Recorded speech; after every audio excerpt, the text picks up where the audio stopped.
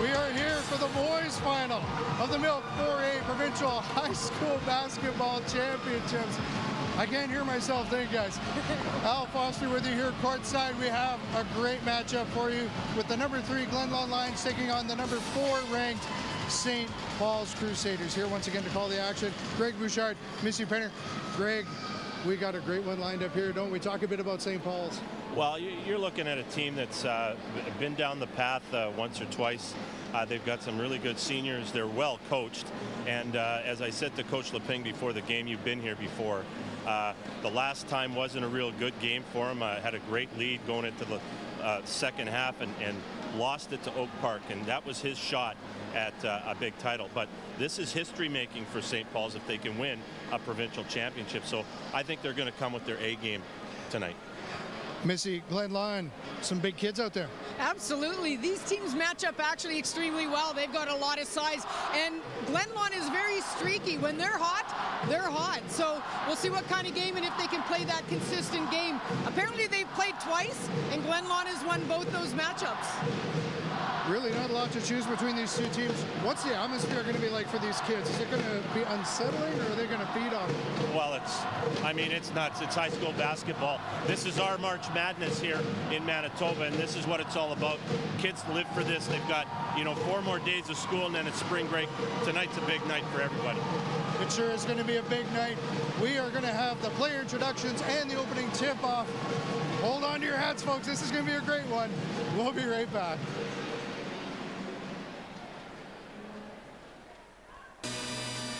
Shaw TV is proud to bring you exclusive coverage of the 2014 Milk Provincial 4A High School Basketball Championships. Presented by Tire Stewardship Manitoba. Powered by Chocolate Milk. Manitoba High School Athletic Association. High school athletics, the other half of education. Live from the Investors Group Athletic Center at the University of Manitoba.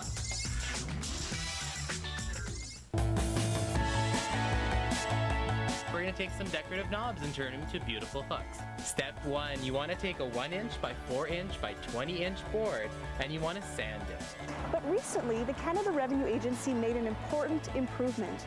Through your My Business account, you can submit questions to the Canada Revenue Agency about the interpretation of tax rules. Switch, the community-created show that switches from this to that.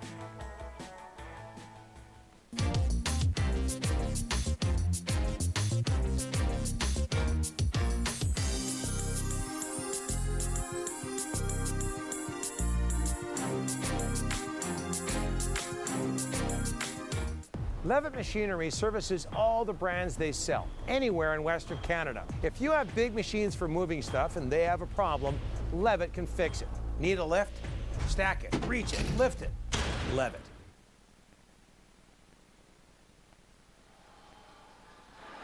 Good evening, ladies and gentlemen, and welcome to the Boys Championship Final of the 2014 Milk Quad A High School Basketball Championships, powered by Chocolate Milk. At this time, we would like to welcome the teams competing in this championship game. The home team on the scoreboard, your Glenlawn Lions.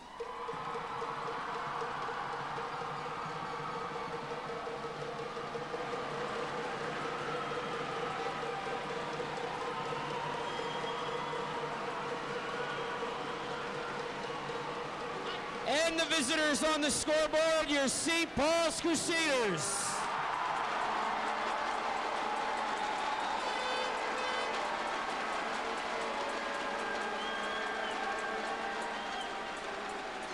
We would now ask everyone to please rise, remove your caps, and face the flag for the singing of O Canada by Tiana Beaudry of Garden City Collegiate.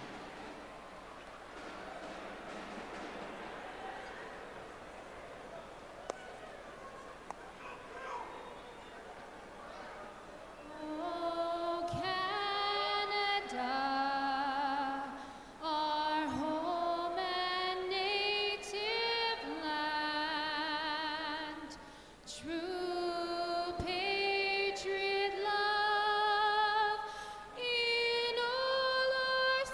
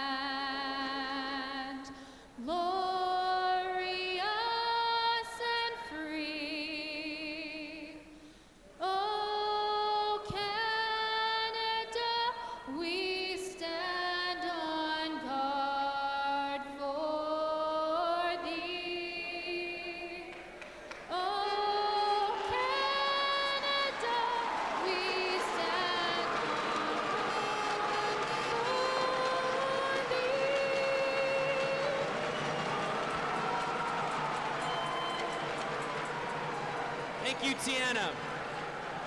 The visitors on the scoreboard, the St. Paul's Crusaders, advanced to the finals by defeating the Sisler Spartans and Kelvin Clippers. Now let's meet the Crusaders team members.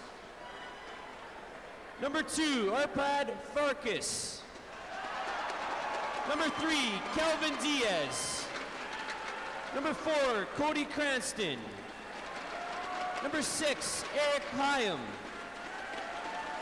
Number 7, Christoph Towles. Number 8, Dylan Dragiewicz.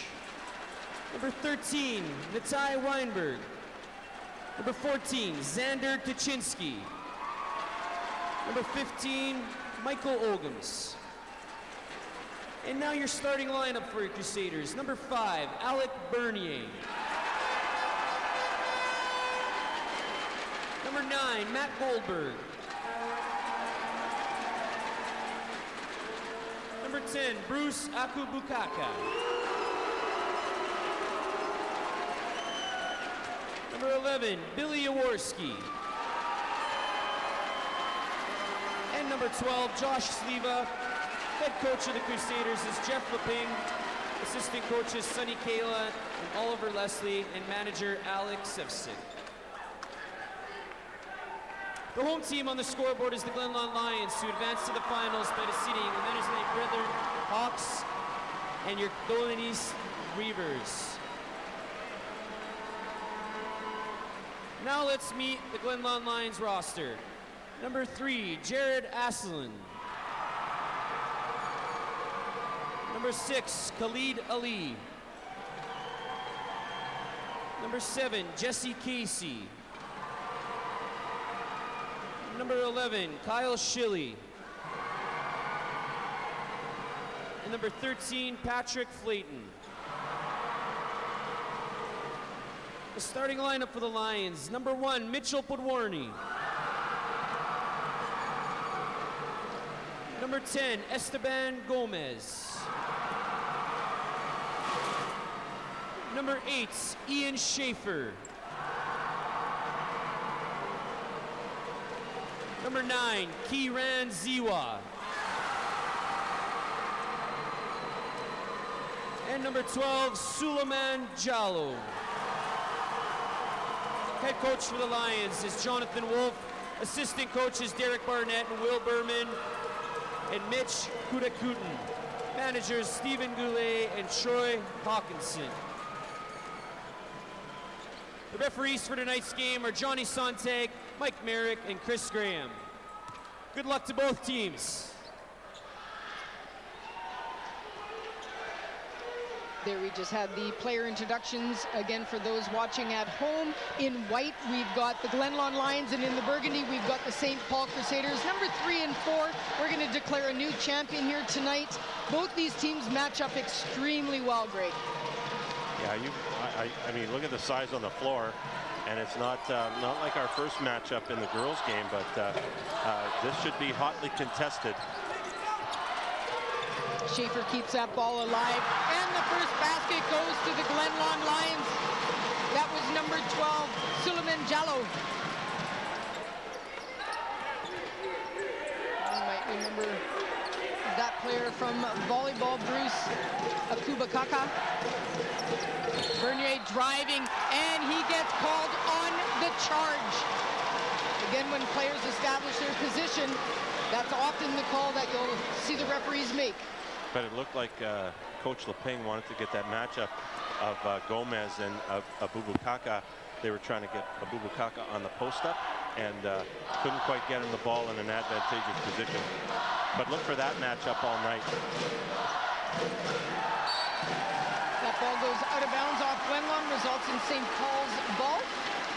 St. Paul's has been playing very, very well in the provincial championship here. Sleva right now, only an honorable mention, could have been voted a lot higher. I think he's a great player. He played well last year, and he's played very well in this provincial championship. So look to him to score a lot. There we see a nice basket by Goldberg. A silky smooth left-handed shooter. That's Josh Sleva.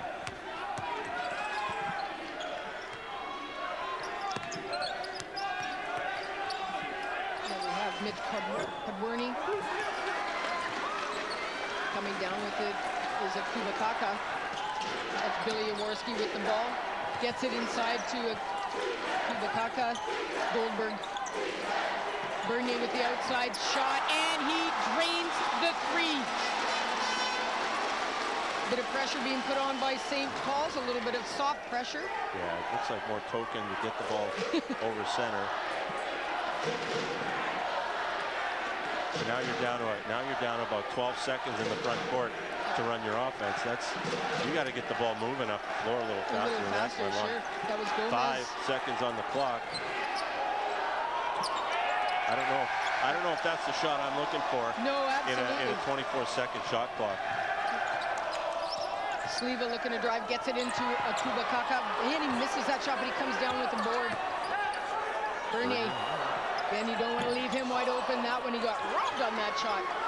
And once again, the Kubakaka comes down with some great boards. Here's a key for me tonight. I've watched Billy Jaworski play over the last 2 years. Billy Jaworski's a 6'6" basketball player, and he's not like I don't see anybody else inside for St. Paul's. Billy's got to attack the rim on the offensive glass if they're going to have a shot at winning.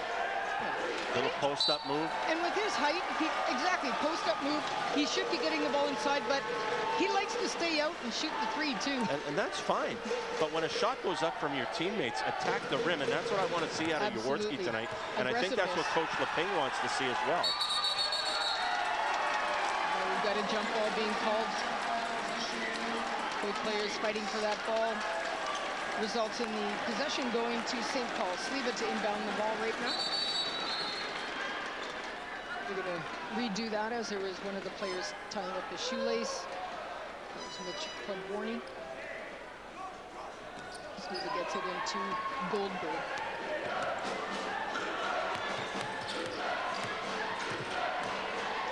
Good defense there by number 9, Kiran Ziva. Goldberg takes a look. Went to pass it to Sliva, and Sliva was ready to make a move. Bernier back to Sliva. Sliva with the baseline shot a little bit short. This rebound by Podborny. He's looking to drive, goes around Bernier and up, but it doesn't drop in. Bernier coming down with the rebound.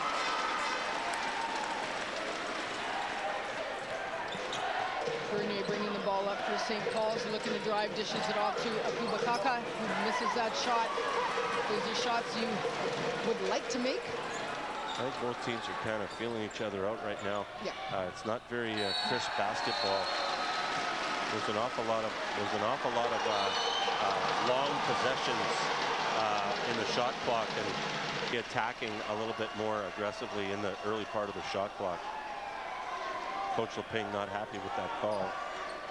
I guess he saw one official call it out of bounds off one team, but the other one called a tip. That was Gomez with their last attempt. Bernier coming down with it again. A lot of pressure being put on by the Glenlawn Lions. 5-2 is our score. We're at 6 minutes in this opening quarter. Kubakaka tries to get it into Jaworski, decides to go up again. He's just putting it up too strong. That could be a little bit of nerves. And that Ziwa going up and scoring for Glenlawn. It's a nice aggressive take to the hoop and resulted in a really nice basket. Podborny looking to drive, and I am surprised that they called a travel on that play. I don't know if we'll get a chance to look at that one.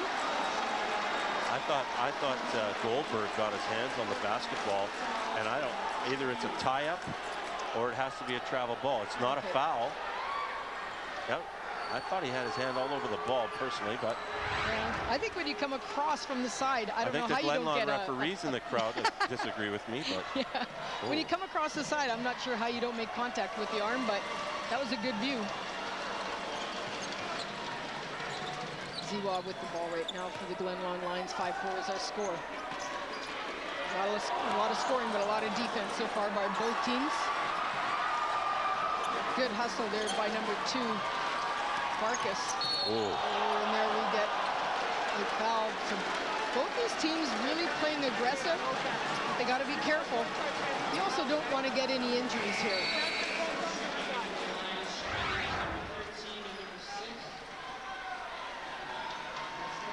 foul was on Farkas.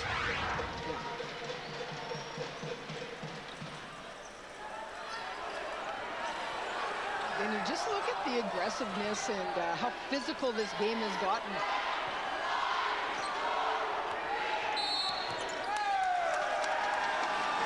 And there we get a offensive illegal screen called against number 12. That's Suleiman Jallo.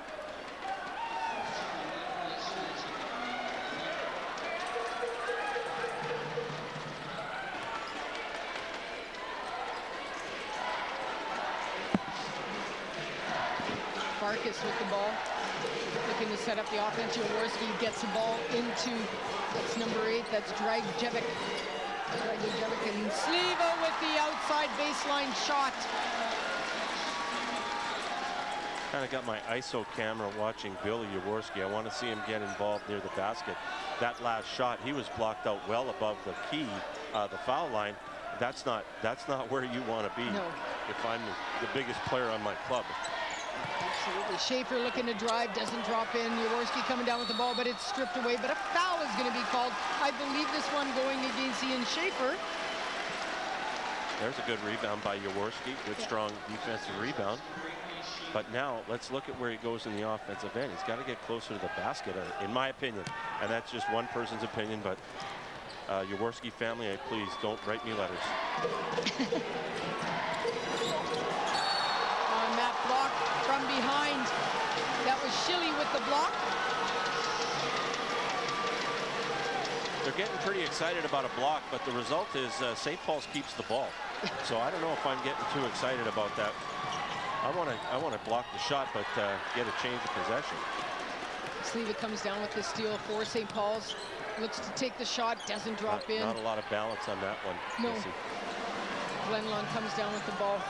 So again, very low scoring so far. Again, they're driving in right into the players and keeping the ball very vulnerable. Jaworski looking to drive. I think we are going to get another foul called on the play here. This one going against number 9. That's Ziwa.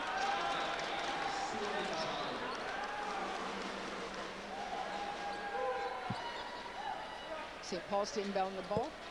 Right now, that's Dragojevic. Gets it into Jaworski. To Farkas, looking to set up the offense for the Crusaders. Sliva gets it into Jaworski, can't handle the ball, but he's looking to go up, and he gets the ball stripped. And there we're going to get a foul called against number 7. That's Tolles. Well, but that was a decent possession for St. Paul's. The ball's inside, get it to Jaworski, okay? And good things are going to happen.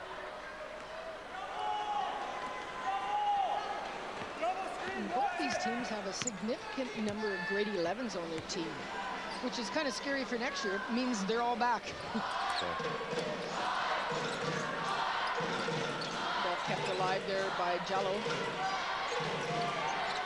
Gomez looking to set things up. 3 seconds on the shot clock, and it doesn't drop in. Jaworski coming down with a big board for St. Paul's. 7-4, just under 3 minutes in this opening quarter of the boys' championship game here live at the Investors Group Athletic Center, University of Manitoba. Outside shot, and he drains it. That's Christoph Howells.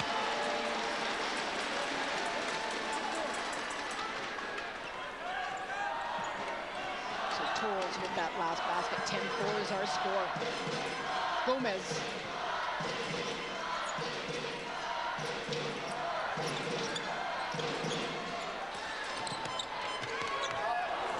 There's an outside shot taken there. Schilly driving to the basket there. Missed that one. St. Paul's comes down with it. They get it inside to Jaworski. He drives in.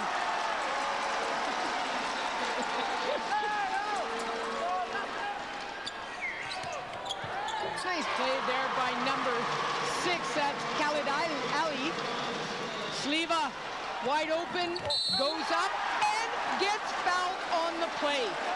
3-point opportunity for St. Paul's. The previous possession, we see Jaworski sliding down the lane and an awesome finish, and that's what they've got to do. Here goes Sliva to the rim. A little overzealous by Glenlawn. That foul went against Kyle Schilly. 14-6 our score. That puts Sleeve at the line for a three-point opportunity here. And he makes no mistake.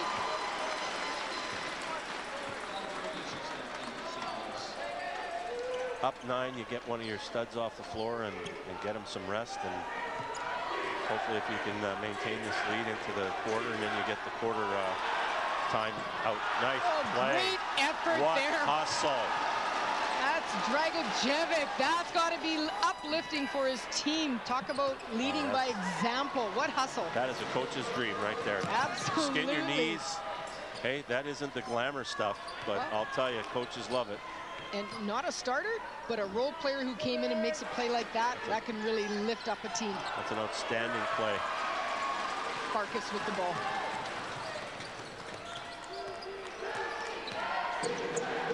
Gomez almost with the steal.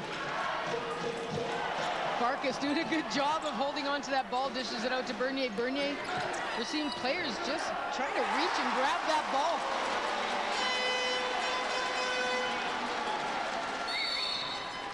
I believe this foul is going to be called against Dylan Dragojevic. Glenlawn's really trying to push the tempo, and right now they're out of whack, but you know, I think that's just a little overextension on Farkas's part. He got very fortunate that he kept the ball. But I'll tell you, none of these guys are getting an opportunity to drive without getting their jersey tugged on, their shorts tugged on. Yeah. You can just see the aggressiveness. Bernier with the ball right now. Farkas. 35 seconds left in this opening quarter. Bernier at the top. 8 seconds left on the shot clock. And the ball is stolen by Gomez. Gomez looking to drive, doesn't drop in, but right there was Jallo, but he gets blocked on the play. Gomez with the ball. And the ball, he tried keeping it alive as Mitch Podwarny. There are 12 seconds left. This will give St. Paul's an opportunity to put 2 more points on the board.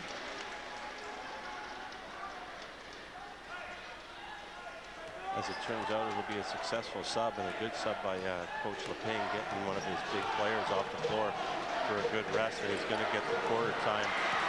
Great steal by Podwarny. Does he make it? Doesn't make the basket on time.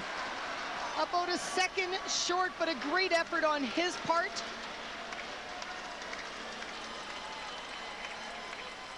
Our score at the end of the first quarter is 17-6 in favor of St. Paul's.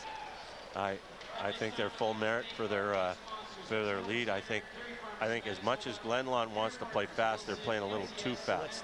Yes. Difficulty on OPEX, right now we're having a little bit of trouble communicating our plan, right? If we're running a set play, we've got to communicate it. We can't expect people to know. It's very loud. Right now our advantage is inside. We've got to get the ball inside, right? So what we got to do, we got to get the ball swung, either through a dribble or a pass, then get an inside post entry. When they collapse, we got to play off it. We've got to be ready to shoot, and we've got to be ready to run, all right? When we gain possession, even if they score, we're jogging up the floor. It cannot turn into half-court battle. That's not our advantage. Push up the tempo, got our pressing unit in, pick up the pressure, generate some turnovers. Hey, we got a couple right at the end, right? Let's convert them. Here we go. 1, 2, 3, 2.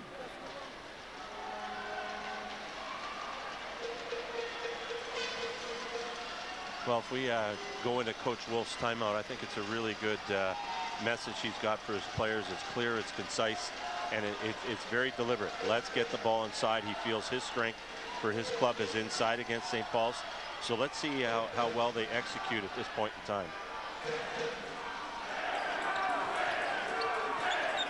Glenlawn with the ball right now. Just the start of the second quarter. Great turnaround shot. That's Suleiman Jallo.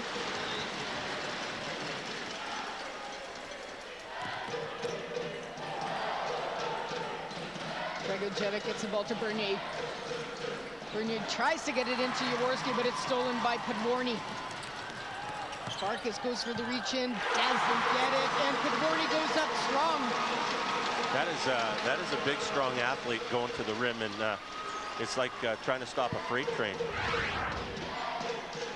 Now we see Podvorny driving to the basket here. And having to go up strong. There we see an outside shot. I believe that was Farkas with the outside shot. 20 to 10, 10-point lead right now in favor of St. Paul's. Schaefer looking to drive, and it rolls in for him. That's a player they're going to have to look to get a lot of scoring. And he even had tried to fix his hair coming down the floor. If you notice, he's fixed his hair twice coming down the floor. We might have to change his name to Rico Suave. Oh man, right now the tempo is very much Glenlawn right now. It's all in the hair, baby. It's all in the hair. Farkas with the ball. This will be an important possession for St. Paul's to break that momentum. Bernier with the outside shot doesn't go in. Coming down with it is number 9, Ziwa. Looking to drive, dishes it out. Gomez.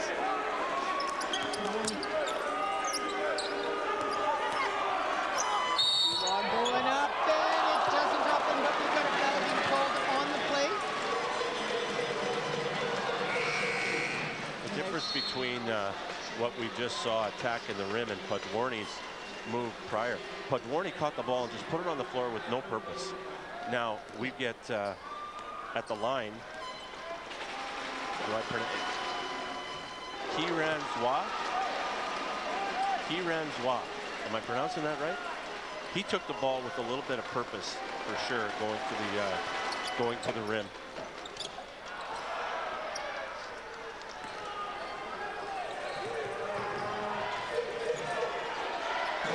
Goldberg with the ball. Only a 5-point lead.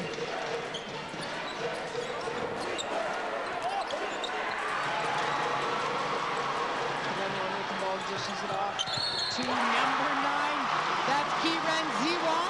Good on the basket. Gets fouled on the play. Puts him to the line. He's been pretty good. It's quick. He's got great use of both hands. He gets to the rim really quick. And a really nice finish at the hoop, I'll tell you. And is good at the line. It's only a 2-point lead now in favor of St. Paul's. So it goes from 10 points to 2 very quickly in the second quarter. Coach Wolf's message at quarter time was really,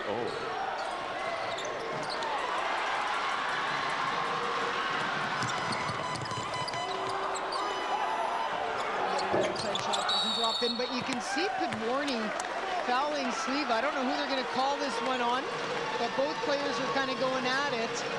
So they did call that against Josh Sleva.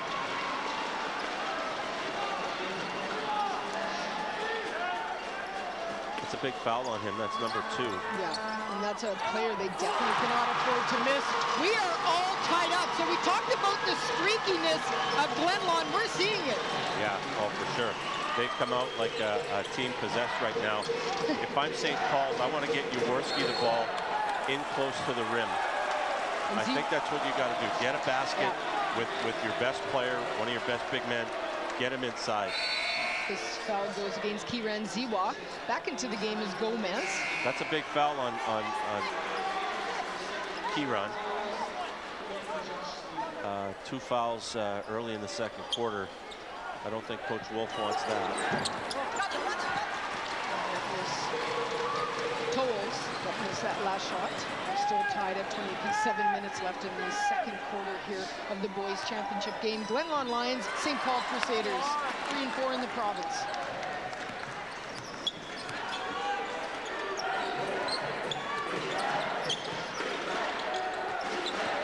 Bernier goes up, doesn't get it. Kubakaka comes down with the board, and he is fouled from behind. I believe this one is going to go against number 1, Mitch Podvorny, making contact from behind. This will put Kubakaka at the line. Opportunity to take over the lead. He's good on the first. And you might remember Bruce from volleyball, ranked number 3rd best player in the province. Misses on the second one. Jaworski coming down with a huge board and a nice shot by Jaworski. I don't know if I'm going to say this enough tonight, but 2 times that Billy Jaworski wanted the ball near the rim, he got it and he scored. And he scored, absolutely. Gomez. Kubakaka comes down with the ball. St. Paul's looking to drive here. Jaworski tried to get it into Bernier, but Schaefer deflects that ball. Glenlawn has an opportunity to go up here and score, and he does. The basket is going to count. It went in anyhow. So they would have probably called goaltending. That was a goaltending call. Yeah. That's all. And all the referee wanted to do, it went in, but he wanted to make sure. It, make sure that it was called. Absolutely. Good play. Good call. Kubakaka gets fouled from behind by number 6, Khalid Ali.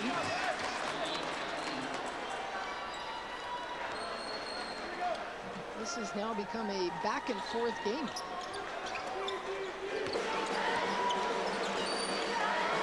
Kubakaka drives, doesn't drop in for him, gets his own board. The ball is deflected out of bounds by Gomez. He's looking to say that that went off his, the other player's thigh, but gets it. Jaworski tried tipping that ball, but it went out of bounds. Results in the ball going to Glenlawn. 23-22 is our score in favor of St. Paul's, a 1-point lead. We're at 5.5 minutes left in the second quarter. Gomez gets it inside to Jallo. Jallo back to Gomez. Gomez looking to drive, gets it back to Jallo. Outside shot is short. St. Paul's ball.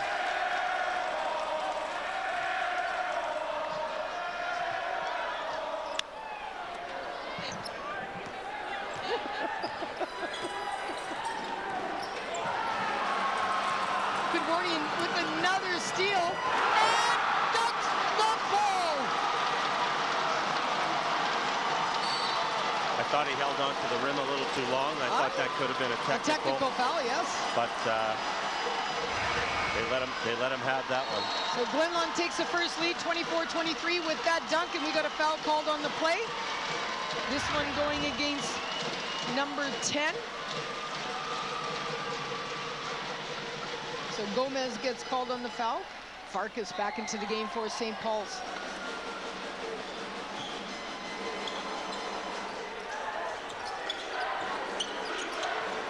Jaworski with the outside shot, and nothing but net.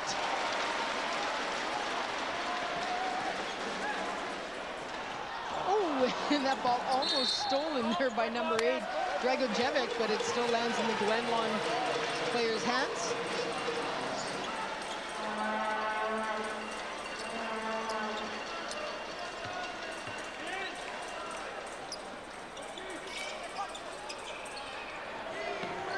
Glenlawn with the ball.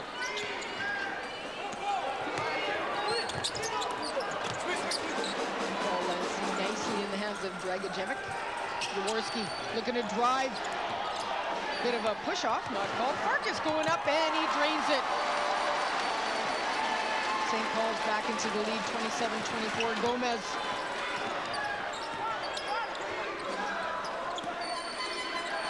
Schaefer looking to drive. Goes up, no foul on the play. Dragojevic takes the outside shot and drains it. Good thing he made it. Yes. No rebound no rebounders. support. There is no one down there. When you're a coach and you see something like that, and no, nice shot, nice shot, good job. Brilliant. Let it go. It's always good when you make it. Well, it's either that or you're on the pine pretty quick. Schaefer with the outside shot. Goes off the rim, but nice almost hustle tipped in. Warney, exactly. Wow. But a great play by number 6, Khalid Ali. He is a heck of an athlete. Yes, very strong. That is a strong-looking athlete. He's got great hops. Yeah. Very physically strong.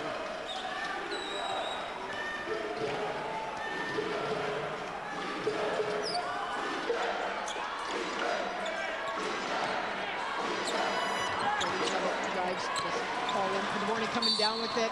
And again, there you get a reach in. That's a silly foul. Undisciplined foul for That's sure. A silly foul. That and one goes against Tolles. That'll put Glenlawn at the line when you didn't have to just, you didn't need that foul. No, for sure. But this has turned into a good basketball game. Both teams. It's a provincial championship game. They're playing hard. We expect nothing else but a close matchup. Exciting down to the wire. Pedorni misses on that first one. Off the rim and out. Second opportunity.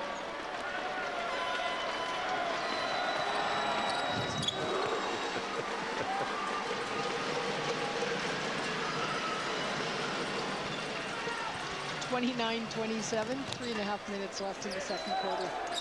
Kubakaka gets it back to Dragojevic. Bernier. Jaworski takes a look, looking to drive, goes up the backboard and gets robbed on that one. We get a jump ball being called. Alternating possession is going to go to St. Paul's. That was a nice shot by Jaworski. It almost dropped in for him. Yeah. But he's got to be more demanding in the key.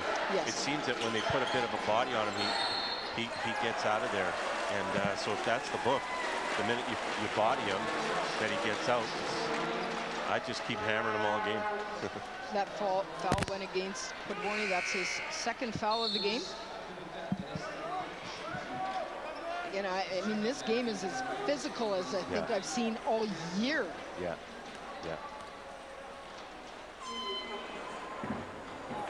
Could be why a lot of big players are playing volleyball now. Well, I'll tell you right now, a game like this, one of our former colleagues who is no longer with us, Laurie May, would just love this style of basketball. He was a great basketball mind. He was one of the best ambassadors for high school sport that we had. And unfortunately, we lost Laurie back in December.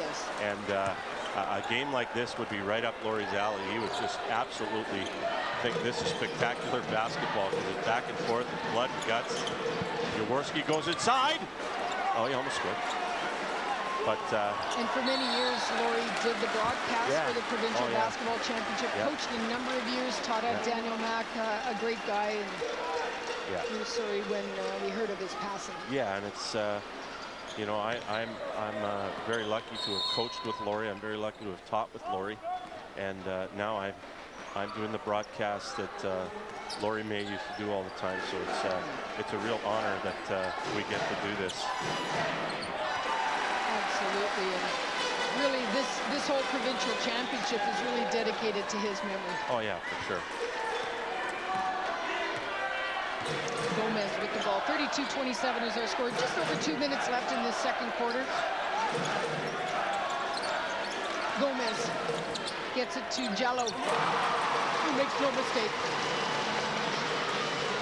I think both teams are really settling in right now, and they're trying to inflict or impose their will on their opponents. A beautiful play by Farkas. That was a great pass, and Kubakaka was in perfect position underneath the basket.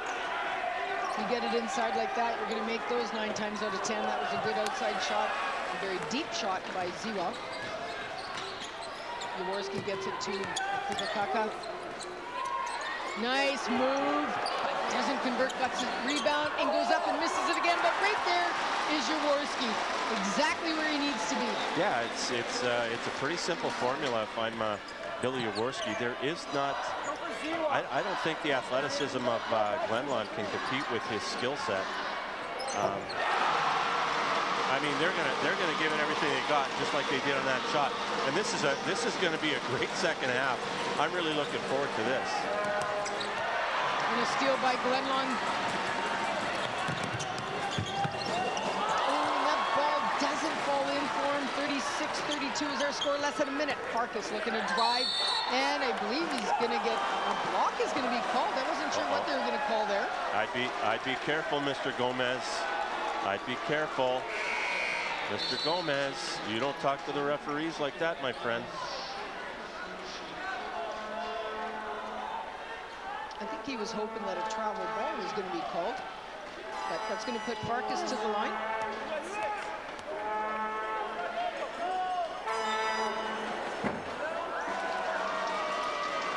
misses on the first one.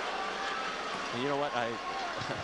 I've said for a long time that refereeing doesn't win or lose you a game, and a lot of times at the end of a game, if somebody said, who was the referee? And if I can't remember, they must have done a great job. Absolutely. And I think the three gentlemen that are on the court, and I'm sorry, if I can get their names, I'll recognize them, but this is a young group of referees, and I think they're handling this game so well right now.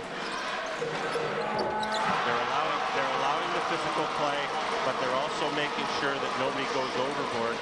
And that's why it's a one-point ball game right now with 26 seconds to go. That was Flayton with the last basket, and I know one of the referees is Johnny. Actually, they have a fair bit of experience. I've seen them at a number of our games, but they are doing a great job. And you're right, you shouldn't recognize who the officials are. It's not about them. You want to let the players dictate the outcome of the game. Nothing's worse than when referees steal the show and you recognize, you know, you kind of, they have a big impact on that outcome. Let the players dictate. Oh, and a great basket there by Ziwa. And they take over the lead again, so it's a one-point lead. Jaworski with the outside shot doesn't drop in. So Glenlawn goes to halftime with a one-point lead. And they are full merit for their victory, or not their victory, sorry, their lead at this time.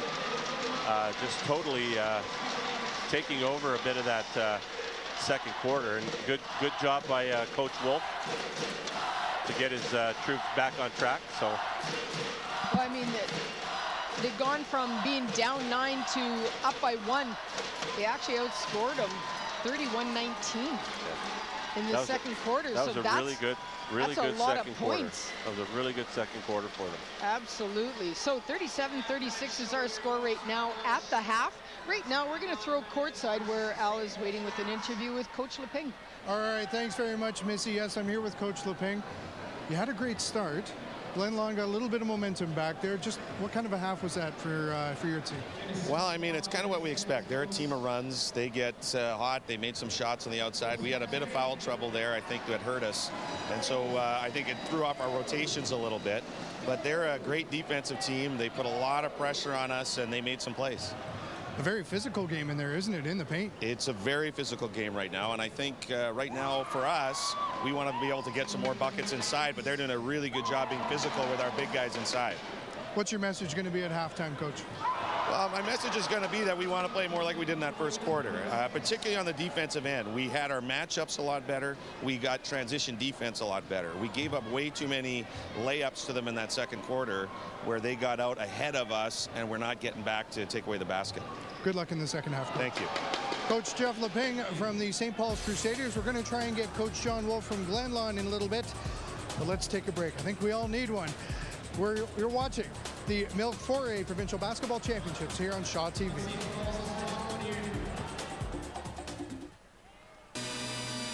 Shaw TV is proud to bring you exclusive coverage of the 2014 Milk Provincial 4A High School Basketball Championships. Presented by Tire Stewardship Manitoba. Powered by Chocolate Milk. Manitoba High School Athletic Association. High school athletics, the other half of education. Live from the Investors Group Athletic Center at the University of Manitoba. What's my passion when it comes to community television? It's about the people who are making a difference every day in our city's core. From politicians, artists, and business leaders to our newcomers and the families that have held up our neighborhoods for generations, they're all there in a community that thrives on hard work, creativity, and a collective hope for a stronger downtown. It's fascinating, and it's why I live there.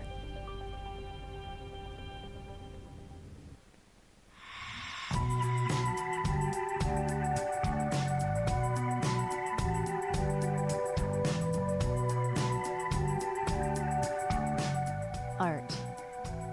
Pure and simple. Juno Fever is taking over our city, and Shaw TV is taking you behind the scenes of all the events that matter. With hourly updates, exclusive interviews, and late-night programming, Go Junos presents the very best of Canadian music and Winnipeg's hospitality. Follow us on Twitter at Shaw TV Winnipeg and find us on Facebook so you won't miss a thing. Go Junos, only on Shaw TV Channel 9.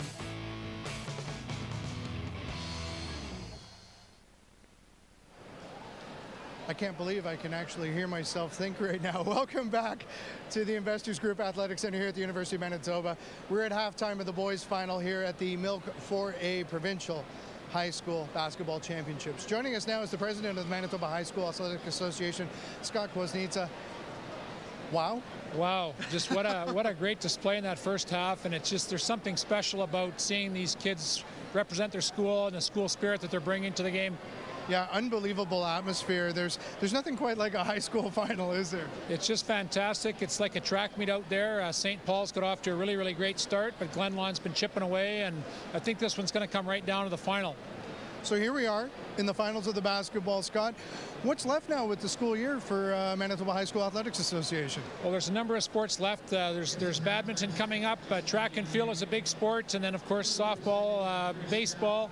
I also want to give a shout out to the AAA and AAA basketball communities that have put on provincials this last weekend. It's been a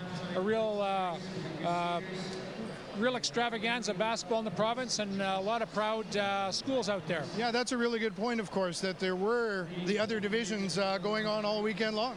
Yeah, and I think the 4As are just a great way to finish it off here on Monday night. And, you know, again, the stands are packed and the school spirit's strong, and I'm looking forward to a great second half. Yeah, it should be amazing, Scott. Thank you so much for your time. You're welcome. Scott Kwasnica with the Manitoba High School Athletics Association. Let's send things back now to Greg and Missy just to give us a little bit of a statistical overview of an incredible first half of basketball. Thank you very much, gentlemen. Here we see some of the stats right there in front of you on the TV.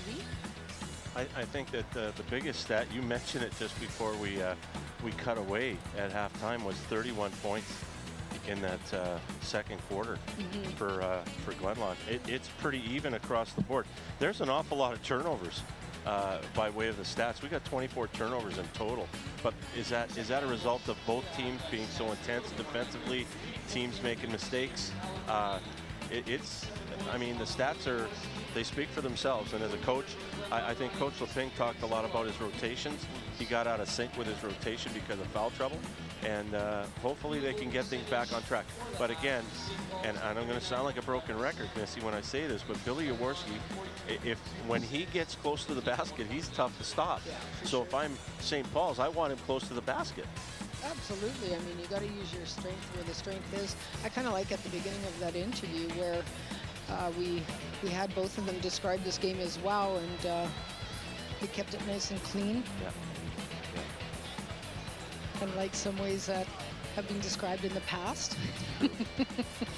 So kudos to them.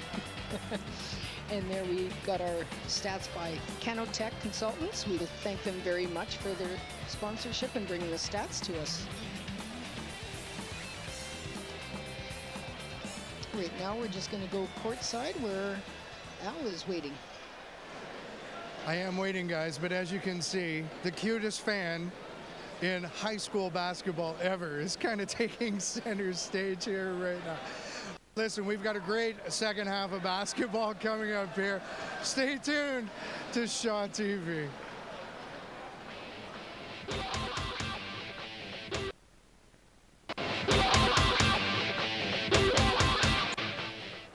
Levitt Machinery services all the brands they sell, anywhere in Western Canada. If you have big machines for moving stuff and they have a problem, Levitt can fix it.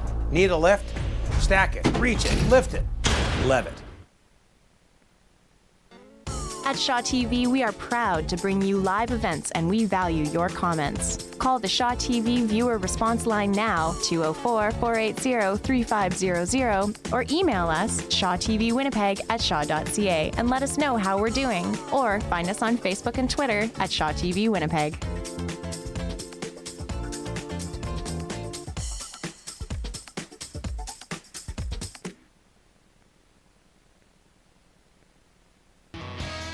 Juno Fever is taking over our city, and Shaw TV is taking you behind the scenes of all the events that matter.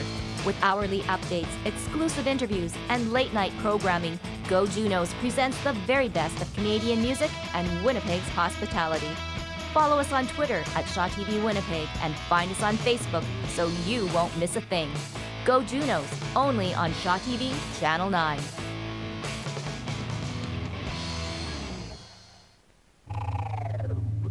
So if you missed it in theaters, Shaw On Demand has you covered. Order Frozen today. Wolves. Stop! Whoa. Whoa! Are you okay? I've got a thick skull. I don't have. I've got a thick skull. I don't have. I've got a thick skull. I don't have. I've got a thick skull. You need a baby unicorn. Now we just have to survive this blizzard! That's no blizzard! That's my sister! We'd like to welcome back all our viewers. Welcome back all our viewers. Welcome back in that player right there. Yeah. We saw them at halftime running across the court. You know what, we talked earlier in the broadcast. We talked at the beginning, and Al talked about, you know, what is this? This is our March Madness. The universities, the NCAA, this is our March Madness. Absolutely. Here we are live at the University of Manitoba Athletic Center. Boys championship game here. We've got St. Paul Crusaders up against the Glenlawn Lions. It's 37-36, 1 point in favor of Glenlawn. It was kind of St. Paul's in the lead there, but Glenlawn had a very strong second quarter, outscoring St. Paul's 31-19. Yeah, that's a telling stat right there. And, absolutely. That's a lot of points in a quarter. But you mentioned at the beginning of the game, they're a streaky team. Yes. And they went on a heck of a run there, and not a really good answer by St. Paul's. Well, considering they scored 6 points in the first quarter, to then rebound back and score 31 is incredible. And I guess as a coach, you'd sit back and go 17 and 19 in consecutive quarters. That's not bad. No. But you're down 1. Yes. So we still have the entire second half to play in this boys championship game. Lots of game left to play there. We see the mascot of the Glenlawn Lions. It's pretty impressive, the support that both schools are getting. And even in our first game, there was tons of support from Sisler and Vincent Massey. Yes. And it's just, this is what high school sports is all about. You know, the pride in your school, wear your colors, wear them proud. And we've said that for probably every broadcast. There is nothing like the atmosphere at the high school provincial, whether it be volleyball or basketball. It's packed here all the time, standing room only. Right now, we're just going to throw courtside where Al is waiting with an interview with the Glenlawn coach. Yeah, I'm here with Coach John Wallfield, guys. I was a little worried about your start there. When did the momentum shift for you guys? Well, I think when we just started playing our game a bit more. We didn't get out and run much in the first half. We tried to get into a half-court battle. You get into a half-court battle, a team this size, and I don't think that's going to be a recipe for success for us. We got to create turnovers and we got to get out and run. And then we did. And I think that allowed us to get back into this game and you know, to be where we are right now is, I think, because we're out running. As I was mentioning to Coach Leping, there's a lot of battling in the paint right now, isn't there? Yeah, both teams are really playing very physical. I think it's really something that's improved in both these squads from the start of the year is the physicality. St. Paul's is physical right now, and you know we got to answer that. And you know, let the guys battle underneath. I think the refs are doing a great job of letting that go, and it's some good basketball under there. Should be a great second half. Thanks so much, Coach. All right, great, thank you. Coach John Wolf from the Glenlawn Lions, 37-36. We're in for a barn burner of a second half here, folks. Don't you go anywhere. We'll be right back from the Investors Group Athletic Center at the University of Manitoba.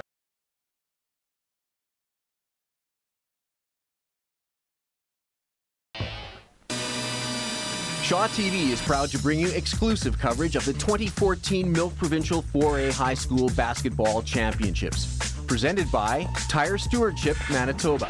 Powered by Chocolate Milk. Manitoba High School Athletic Association. High school athletics, the other half of education. Live from the Investors Group Athletic Center at the University of Manitoba. Juno fever is taking over our city, and Shaw TV is taking you behind the scenes of all the events that matter. With hourly updates, exclusive interviews, and late-night programming, Go Junos presents the very best of Canadian music and Winnipeg's hospitality. Follow us on Twitter at Shaw TV Winnipeg and find us on Facebook so you won't miss a thing. Go Junos, only on Shaw TV, Channel 9.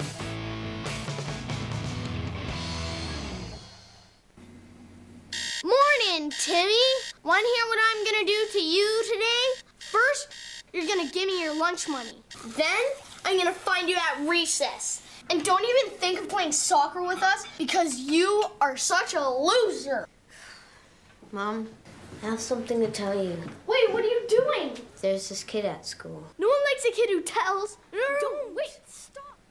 If you are being bullied at school, telling an adult is the best way to make it stop.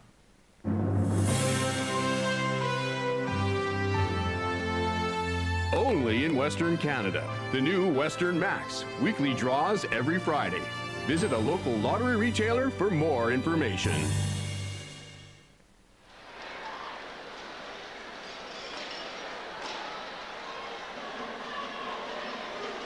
I'd like to welcome back our viewers. We're almost ready for the second half action of the boys championship game here at the Investors Group Athletic Center, University of Manitoba. 37-36 is our score, 1 point in favor of the Glenlawn Lions, but still lots of game left to play. Oh yeah, and we talked about how the referees have had really good control of this basketball game. And let's just recognize the three gentlemen that are working this game. And gentlemen, I apologize to you that I didn't have your names handy in the first half, but we will recognize you. Johnny Sontag, Mike Merrick, and Chris Graham. I think they did a fantastic job in the first half. And we said before that if you don't notice the referees, they must have done a great job. So I'm only recognizing you fellas for the great work that you've done so far in this game, and let's hope that the second half continues that way. Glenlawn to inbound the ball right now. That's Gomez. Looking to start the offense for the Lions. Schaefer, and the ball is stolen by Jaworski. Gets it to Goldberg. Goldberg looking to drive. Looked like it was deflected a bit, and almost a steal there by number 9, that's Ziwa. Sleva back into the game. Again, solid defense by Glenlawn. Jaworski, there's 4 seconds left, takes the outside shot. A little bit off the mark there.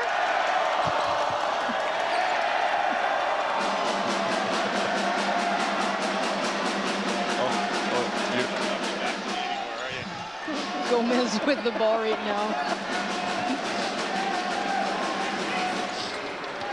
Podborny looking to drive. Oh, and a rejection by Akubakaka. Not in my house. And a steal by Ziwa. And he goes up and makes no mistake on that one. He has certainly been the best player on the floor for both teams. He's been outstanding defensively, making steals, making shots. And I'm sorry, Mr. Podborny, but that was a legitimate block by Abubakaka. Yes, absolutely. And actually, number 9, Ziwa, is the only grade 11 on the floor for Glenlawn. The rest are all grade 12, so. Oh, let's take a look at that.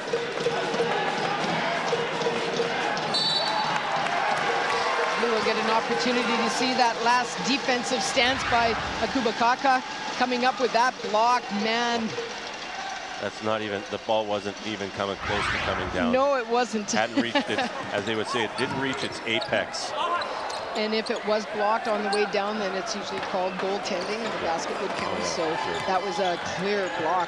Sleva almost takes a look at shooting there. Jaworski had the chance, but Akubakaka is right there. It doesn't convert. Jaworski finally puts it in right around the rim. He's going to make hay if he gets close to the rim. So, Billy, you get close to that basket the rest of the night. Okay, buddy? Jaworski with the steal there, tipping that ball away. St. Paul's ball, they only trail by 139-38. Goldberg going up, but again, a block at the other end by Ziwa. Teams taking turns with the rejection.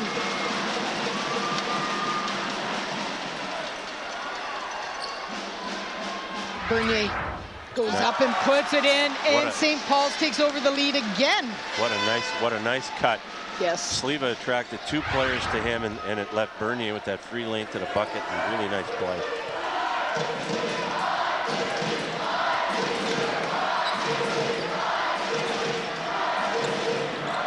See the screens being set there by number 12, Jallo. Schaefer with the outside shot, falls a little short. Gomez with the rebound, dishes it back out.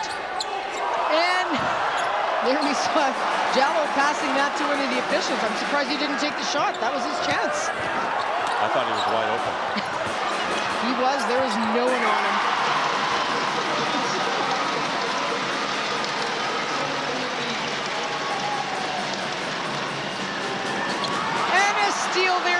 Ziwa looking to drive in, and Sliva takes his foul. I think this is going to be his third foul. He was pretty much beat. That's some serious lightning speed.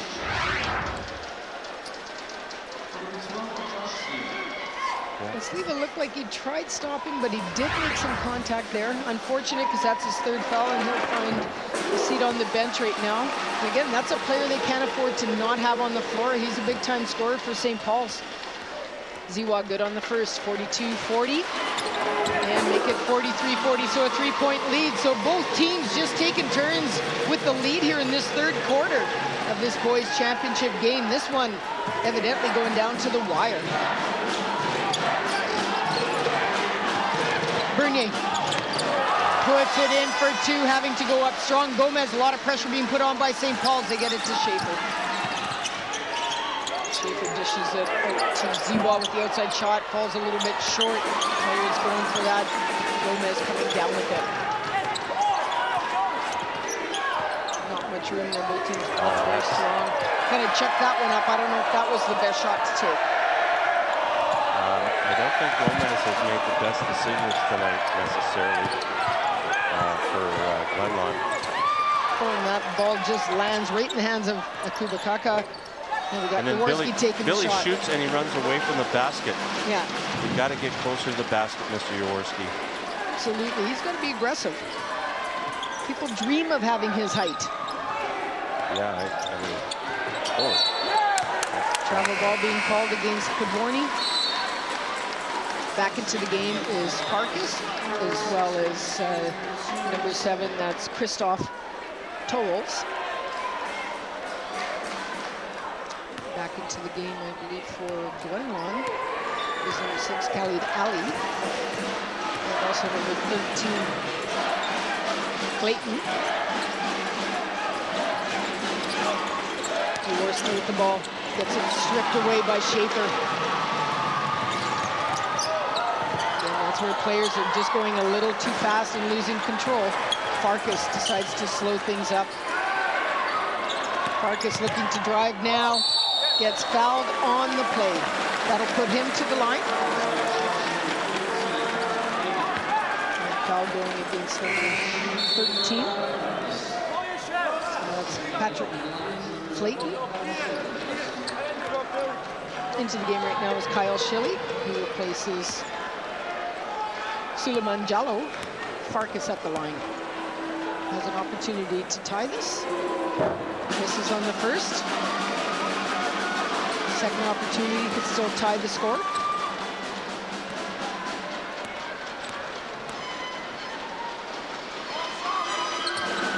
And we are all tied up at 43 apiece. Doesn't get any closer than this. This is a lot different game than our first one tonight, but this is exciting.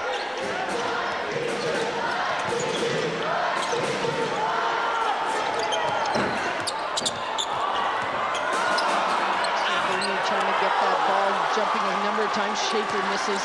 Farkas comes down with it. Jaworski gets it to Bernier. Bernier takes a look at driving, spins, gets it to Jaworski.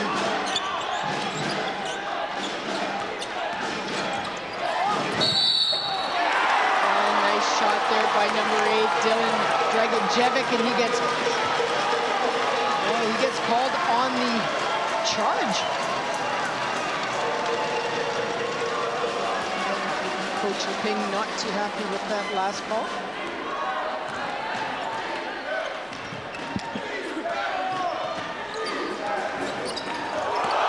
Khalid Ali going up. Jaworski gets a piece of that block.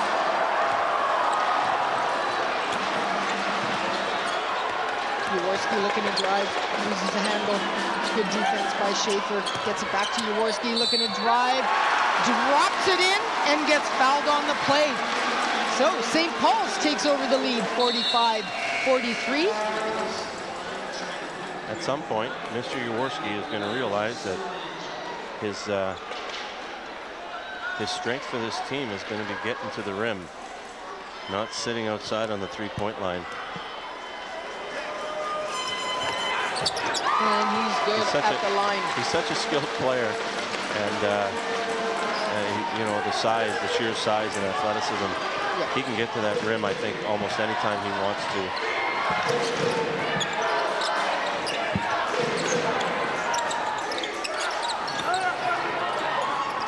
Shilly with the ball.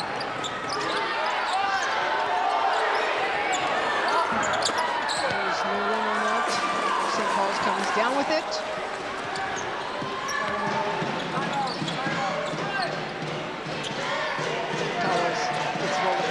Bernier looking to drive, gets it back to Farkas, gets it inside to Tolles. Bernier drives, puts it up, doesn't drop in. Coming down with it is Jallo.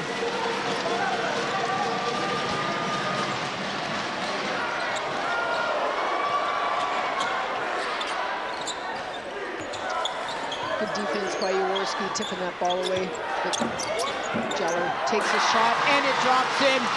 46-45, 1 point lead for St. Paul's, 3:20 left in the third quarter. Still lots of game left to play. There's a nice drive there by Dragojevic. Unfortunately, didn't drop in for him. Farkas takes a look, goes up, puts it off the glass and in. That is a nice hoop by Farkas. Way to keep the ball alive. Billy Jaworski inside the paint, and got a 3-point lead for St. Paul's. I don't know who called that timeout, though. Well, we'll see if we can listen in to the St. Paul's timeout and Coach Leping. Let's keep that up. Let's sprint back, not give those easy stuff. In the half court, that's where we can own them, right? We've got to keep them in the half court. All right? Hey, let's make sure we're communicating less. I know it's loud out there, but talk to one another about what we're trying to do. Right? I like what we're doing now offensively a lot better, right? Let's move ourselves, move the ball. Okay, don't just stand and wait. Keep attacking, right? They're gonna start calling those little shoves as you're driving through there. Make sure when we're driving, we're protecting that ball. Know they're coming in and slapping hard. Rip that ball up, try to finish, hit the old glass ourselves, then sprint back. All right? Let's go, boys. 3-2. Through.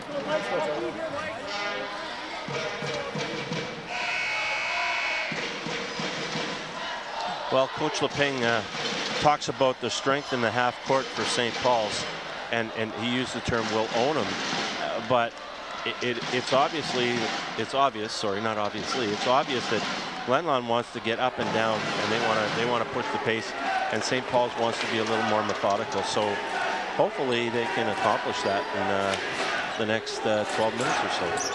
We've got Glenlawn with the ball right now. And we've got a foul being called on the play.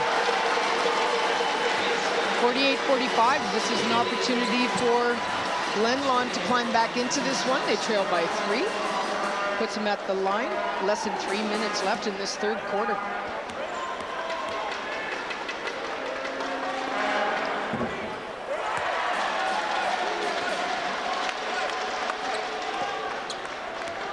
Second opportunity. He makes that one. 48-46 is our score. 2-point lead for St. Paul's. Ali has given Glenlawn some really good serviceable minutes off the bench.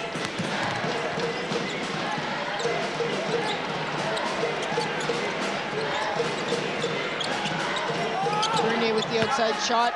Farkas keeps it alive, but right there is Jallo. Ziwa looking to drive. Uggams is into the game right now. You might recall his dad, a former player, Joe Uggams, and also Alicia, who is a top player for St. Mary's Academy. Yes. Mom also a volleyball player, I believe. Yeah. So, all-around athletic family.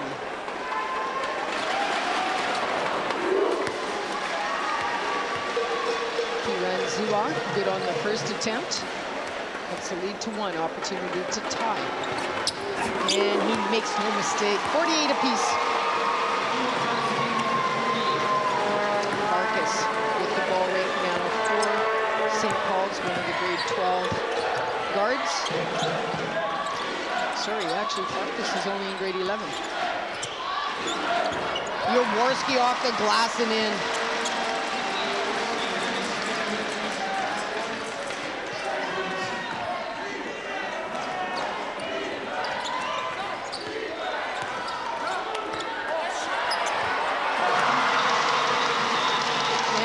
Glenlawn responds. Once again, we're tied up at 50. Farkas looking to drive and makes no mistake on that one. And that's a good match for him up against Gomez. That's a coast-to-coaster. I think him and Mr. Gomez are a little bit having a little one-on-one battle here, beating each other up and pushing each other around. And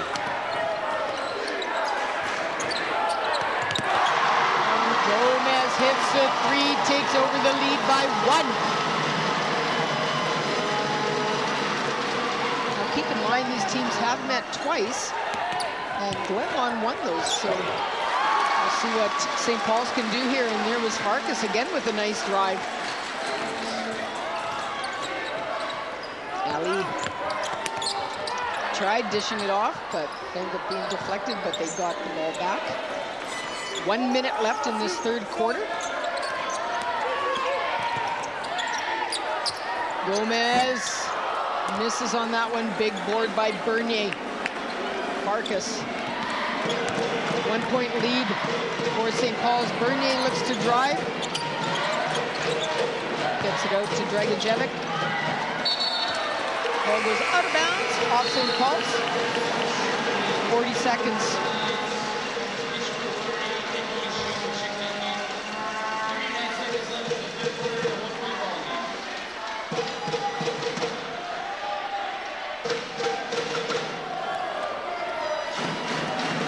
Gomez with the ball for Glenlawn. They trail by 1. 32 seconds left. Schaefer with the outside shot, in and out. Michael Uggams coming down with the ball. Farkas with 11 guard for St. Paul's. Bernier doing a good job of controlling that ball. Jaworski with the outside shot. And good effort again by Farkas. You've kind of mentioned it time and time again, Greg, but I'd be getting Jaworski inside, especially with some of the players that are on the floor right now for Glenlawn. I know he can hit the odd three, but his bread and butter is inside.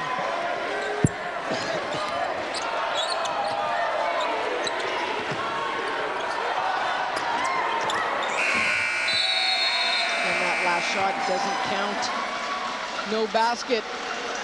So St. Paul's back in the lead by 1.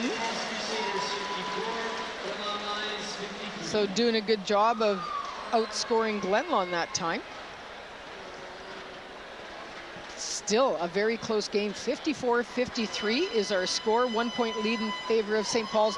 That quarter was back and forth. Oh yeah, that was good. That was high school basketball at its best.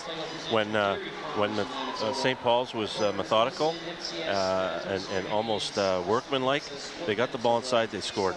When Glenlawn was able to get out and run, man, can they run. Holy smokers. Absolutely. This one comes down to the last quarter. Still anyone's game. We call this a canoe tipper. For doubling some guy who's not going to score anyways, right? Be smart with what we're doing. They want those two guys scoring and then Shaver getting something wide. You've got to close harder than that when he gets the ball, please. If you're on the baseline, all right? If you're on the baseline, don't help. Trust your teammates to get the help. You don't want them kicking out because they're looking for that. Exactly. That's exactly what they're looking for. They're looking for that kick out. All right? All right, boys, let's go here. One more quarter. This is our time. Let's go. Right? The things we do. Find our advantage on offense. I still think it's inside. If we can get the ball inside, good things are going to happen, right? Hey, defend together. They believe in you. I believe in you. We've got it. Let's go. Let's go. 1, 2, 3, 2.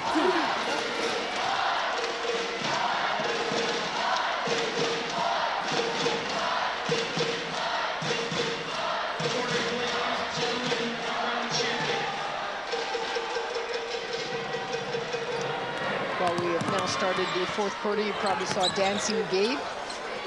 Formerly went to Glenlawn, so he's here cheering on his alma mater. Bernier with the outside shot, goes off the rim, doesn't drop in.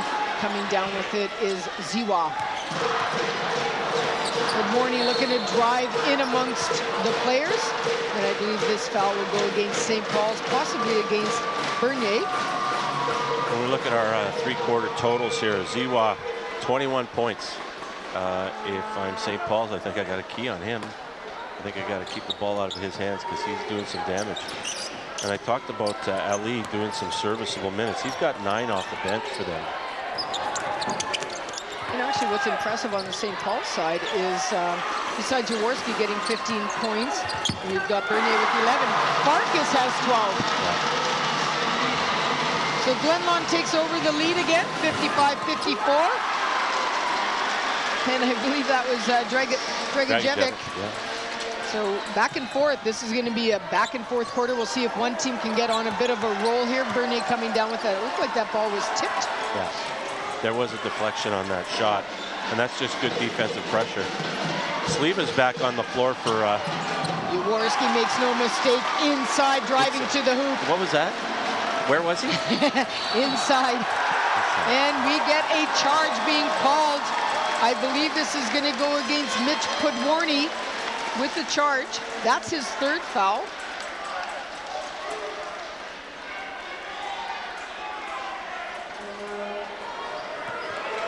Goldberg. It's out to Bernier.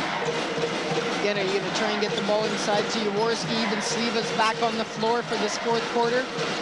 Jaworski. Spin. Spits it out to Dragicevic. Gets it back to Goldberg. Jaworski with the outside shot. Drains the 3.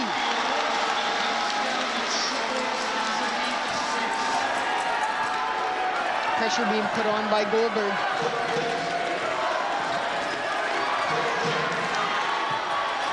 Some great defense there by Goldberg's playing really good defense on. Yes.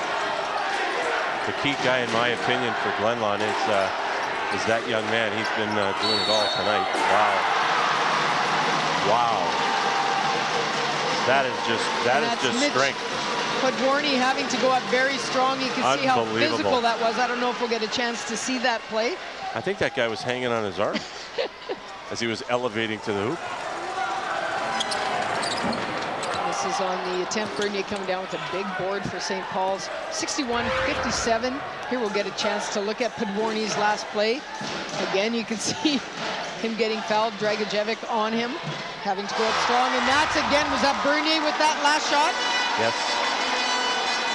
He's been a silent killer tonight for St. Paul's. Started off the game like that, and now he's hitting them again. Schaefer, he's capable of hitting these as well. That one goes a little bit short. Good effort by Bernier. Keep that ball alive for St. Paul's. This is a big possession for St. Paul's. They got to come away with points. Well, I better keep quiet. Kiss of death happens all the time. Podwarny. And they're dribbling right into traffic, and a travel ball being called this time against Ziwa.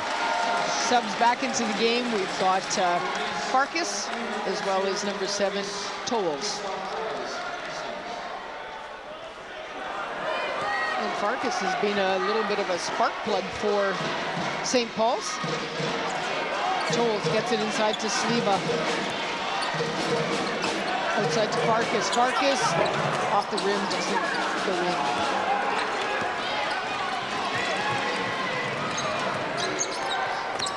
Gomez almost stolen by Farkas, but Gomez doing a good job of controlling that ball. Podwarny going up strong, doesn't go in, almost gets a tip. Coming down with it, however, is Farkas.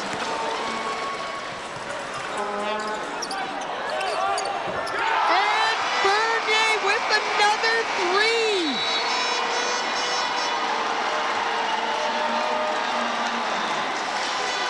Probably, well, not since the first quarter have we had a lead like this. We're up to a 10-point lead with some hot shooting there. There we get a look at Bernier's shot. Nothing but net, baby. He's been pretty good tonight. Yes. Taking shots that he's capable of making, not forcing a lot of things, just getting the basketball. Very steady. And, doing what he's supposed to do. We got to go push or double. Okay? Sorry, we got to execute double. If that's denied off the double screen, back door. Dribble entry. Basket.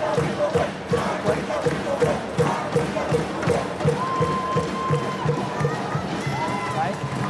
Push or double. Double first, then we go push. Okay? Here we go. Let's go and get it. Let's go and get it. Okay, 1, 2, 3, see.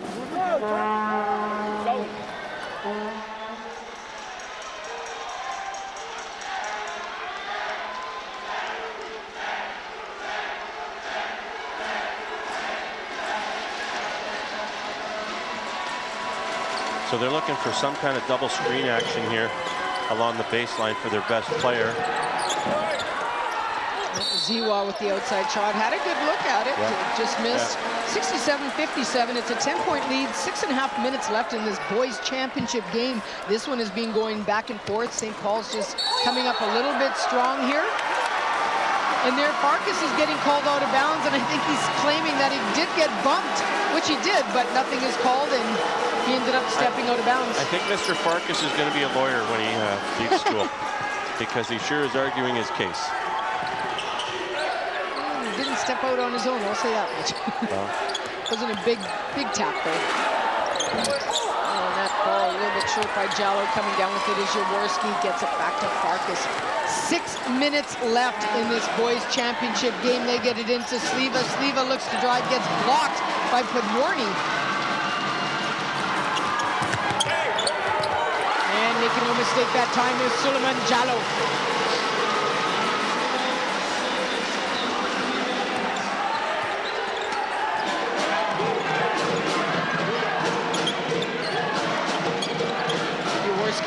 Takes the outside jumper. It's a little bit short.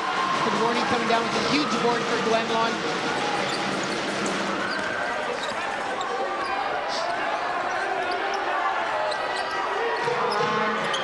Gomez. Gets it to Podmorny.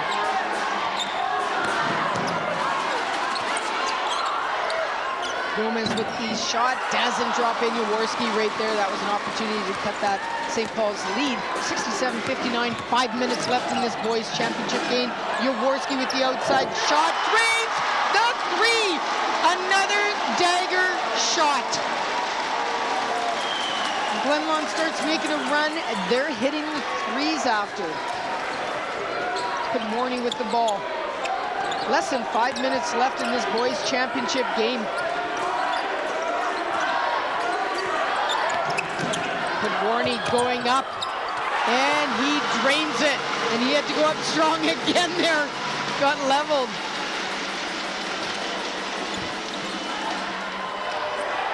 Bernier open, but he's short. 70-61, 9-point lead in favor of St. Paul's. Just over 4 minutes left now in this boys championship game. We're in the last quarter here, folks. Gomez with the outside shot, falls a little bit short. Ball tipped, kept alive by Glenlawn, and they hit the three! Don't go anywhere! This game's far from being over. They're just not going away. No.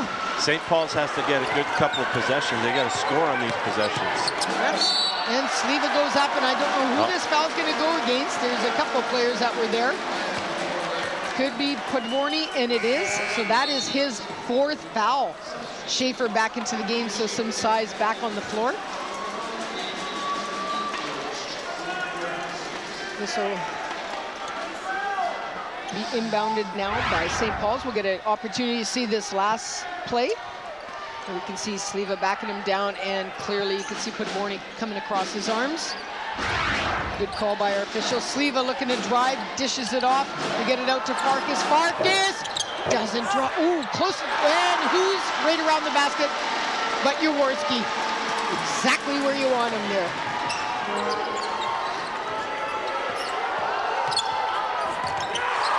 Nice defense by Jaworski. Farkas with the ball, gets it ahead. Dragojevic, Jaworski. Just over 3 minutes, folks, in this boys championship game. 72-64 is our score in favor of St. Paul's. Farkas with the ball. Gets it to Dragojevic, gets it inside to Jaworski. Jaworski to Farkas. Farkas looking to drive, gets blocked by Schaefer. Shot clock violation, Glenlawn ball. Gomez. Oh, and a nice drive by Nice Patrick play. Flayton. That's a beautiful drive. That was 6-point lead only now. 72-66. Under 3 minutes. Jaworski gets the ball to Sliva. Dragicevic gets it inside to Farkas. Farkas makes no mistake. Not the player you'd expect under the basket, but a great play by Arpad. They're going for that double screen action again, but they're looking for Flayton this time. And the three! That's a big shot. Where was 13, he? That's Flayton. Where has he been all night? I don't know. 74-69, just over 2 minutes left in this boys' game. Going down to the wire. Dragicevic gets it to Farkas. Farkas looking to drive, they leave him open, and he goes up, and a block is called. Count the basket, it'll put him to the line. This foul is going to go against Gomez. Here we'll get a chance to look at that last play. Farkas did a really good job keeping his dribble alive. He saw an open lane, and that's... Yeah, and he moved. For sure. Yep. That's a good call. Absolutely. That's a really good call. 76-69. Farkas with this three-point opportunity.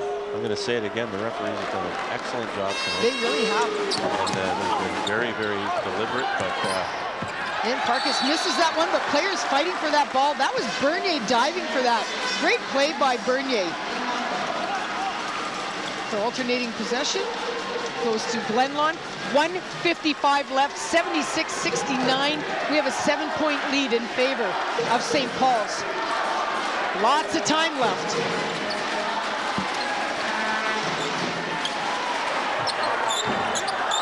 Oh, and that was a good shot and a good look by Flayton. Just misses on that three-point attempt. Minute and a half left. Farkas. Dragicevic. Made a good play going. And Farkas underneath the basket again. Count the basket. Foul goes against Schaefer. This will put Farkas back at the line. 78-69. An opportunity for a 10-point lead with less than a minute and a half left. And we've got a timeout being called on the floor by the Glenlawn Lions. Let's see if we can listen in to the team that's currently in the lead, the St. Paul Crusaders. Breathe. Breathe. All right, let's calm down here.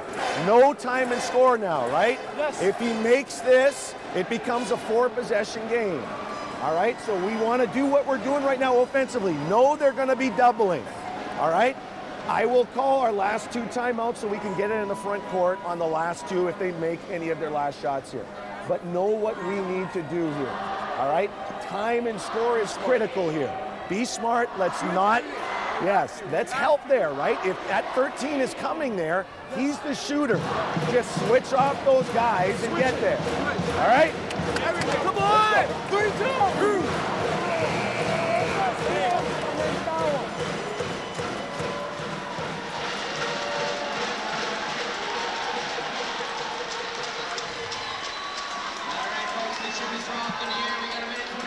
And we got standing room only here. Packed house here at the University of Manitoba Investors Group Athletic Center. We have a minute 27 left. 78-69 is our score in favor of St. Paul's, and they're at the line right now, an opportunity to make this a 10-point lead, and they do. Now it's a 4-possession game. Yeah. Even with threes, you still got to score 4 times, and that was a good point made by Coach Leping. Yeah. Trying to calm his athletes down and get them ready for this final stretch run to win it. Yeah. Oh, and he steps out of bounds. That was number 6 at, unfortunately, on the sideline, Khalid Ali just steps out of bounds. Farkas with the ball. They get it to Dragicevic. Gets it back to Farkas. Farkas looking to drive, gets it to Sliva. Sliva, Dragicevic. And he gets fouled. That'll put him at the line, a minute 4. 10-point lead.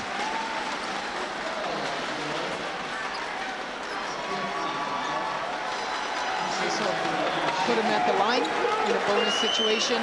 Coming back into the game is Gomez, if he can get subbed in after the shot, I'm sure. And squeaking that one in is number 8, Dylan Dragicevic, grade 11 player.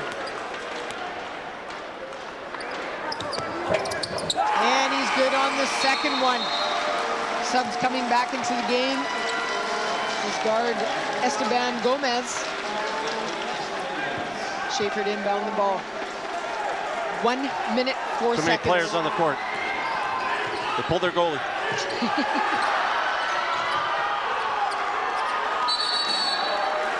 We got a jump ball, I believe, being called alternating possession. He's going to go to St. Paul's. Less than a minute, folks.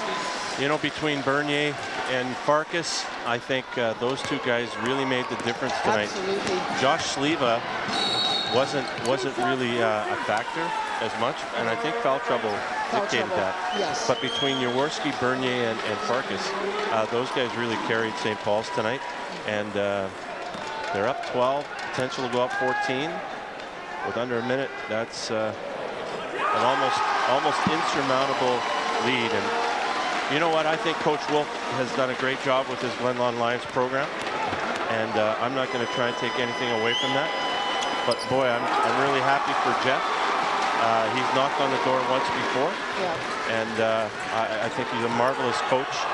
And we have Farkas again with the steal. Yes, I agree. And he deserves an opportunity. He deserves an opportunity to be a provincial championship coach. Now, and Farkas gets fouled. So this foul going against Kiran Ziwa. Now, for all intents and purposes, Glenlawn, this game's over.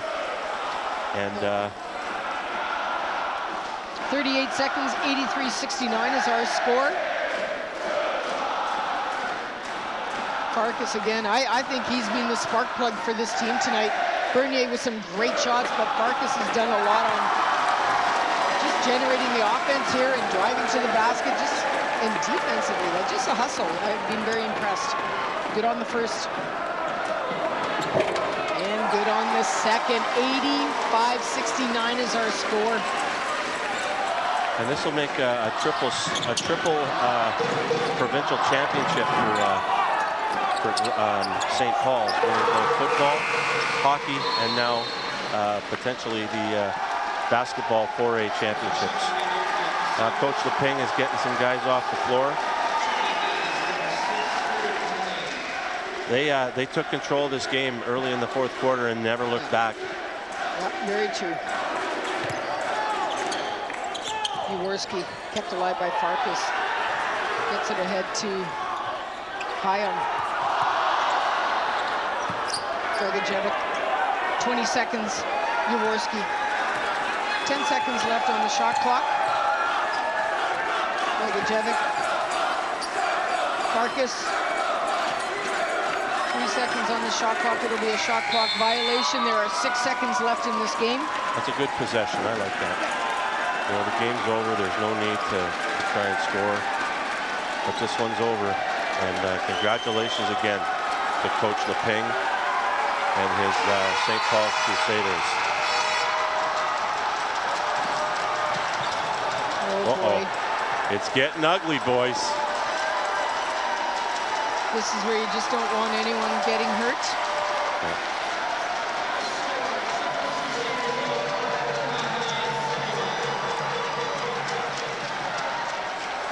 Well, you know what's ironic about this is we talked about how close it was going back and forth. We talked about the strong second quarter that Glenlawn had, outscoring St. Paul's 31-19. Well, in this fourth quarter, St. Paul's outscored them 31-18. So the tale of two quarters that really made kind of the Shaw Cable turning point. Sure. But again, you know, when the game was in doubt, I think St. Paul's just took over, and they fought hard. Glenlawn fought hard. They have nothing to hang their heads about. No, absolutely. And like I said, I have all the respect in the world for Coach Wolf. I think he's got Glenlawn basketball back where it belongs, and they're going to be a force to be reckoned with in the years to come. A classy individual, but I truly believe that Coach Leping earned that one. He deserved that. He's getting a big congratulations from Randy Cassano. And he said he's been there before, and they've come up short, and they've taken this one, and convincingly. That was a great championship game. As you mentioned, Glenlawn has nothing to be disappointed with. That was a fantastic final, went down to the wire. Really, no one knew the outcome until the very end. Yeah, and it was, you know, it was a great game. Yeah. The score, I mean, the score is 14 points, but that was a great game. Yeah, absolutely. And you know what? Something that you also mentioned throughout the game was the fact that the officials did a great job, and I agree. You didn't notice them. I think they did a great job. Right now, we're just going to take a short break before we come back for the awards presentation.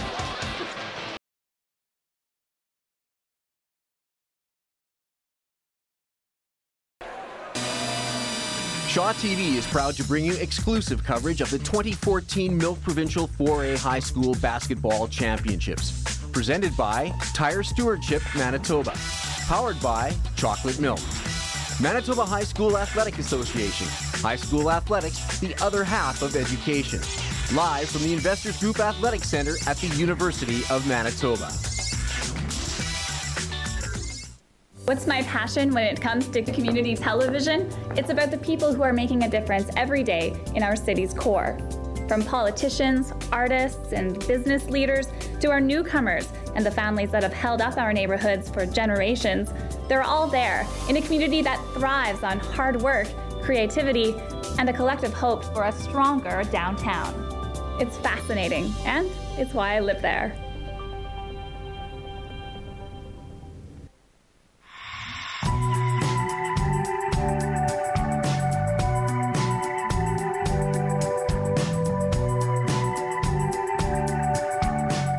Art. Pure and simple. Juno Fever is taking over our city, and Shaw TV is taking you behind the scenes of all the events that matter. With hourly updates, exclusive interviews, and late-night programming, Go Junos presents the very best of Canadian music and Winnipeg's hospitality. Follow us on Twitter at Shaw TV Winnipeg and find us on Facebook so you won't miss a thing. Go Junos, only on Shaw TV, Channel 9.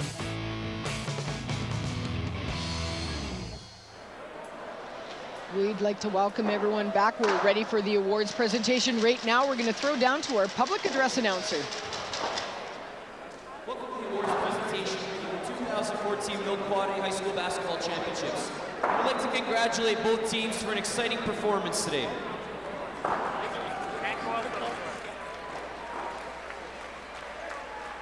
We would also like to take this opportunity to acknowledge our major sponsor for the event, the Dairy Farmers of Manitoba, along with our partners, MTS, Manitoba's Credit Unions, Wilson, Boston Pizza, Manitoba Hydro, Sport Manitoba, Play All Awards, and Subway. Now I'd like to welcome our awards presenters. First, let's welcome Henry Holtman of Dairy Farmers of Manitoba. Scott Kwasnica, MHSAA President. Jerry Melnick, MHSAA Board of Director. And Holly Kitchen.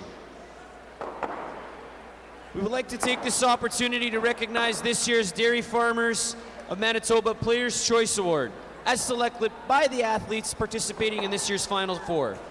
This year's Player Choice Award goes to Matt Dick of MBCI.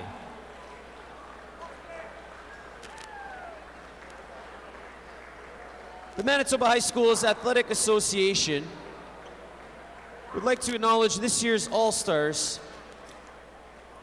The following All-Stars will begin with, from MBCI, Derek McKnight. From Sisler, Danzel Sullivan.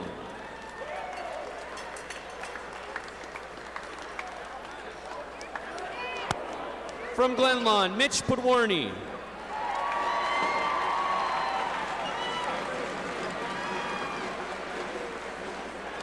From Glenlawn, Kiran Ziwa.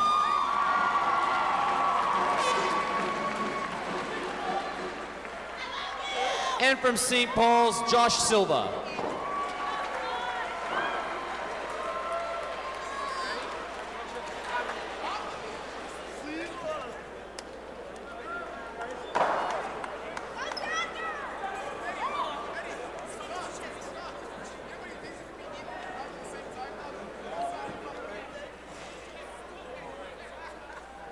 We would now like to award the 2014 Milk-Quad High School Basketball Championships Most Valuable Player whom additionally will be presented with the Holly Kitchen Award. This award is presented by Holly Kitchen, a former Oak Park student who played in this championship in 2004 and was MVP. Holly is now a financial advisor at Investors Group and wishes to give back to her sport by contributing $750 scholarships to the male and female most valuable player. This year's most valuable player from the St. Paul's Crusaders, Billy Jaworski.